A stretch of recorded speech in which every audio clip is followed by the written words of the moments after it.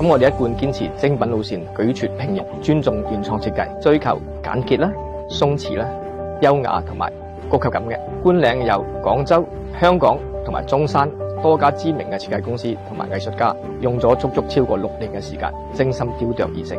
觀嶺咧，從建築啦、室內咧到景觀咧，都好時尚同埋獨特，識別性好高啦。喺外邊就有好稀缺嘅、好開揚嘅高爾夫球場景觀，綠意翼窗，令人一見傾心。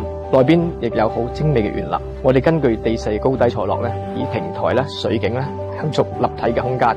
漫步園中咧，你仲會同好多藝術家嘅原創作品不期而遇。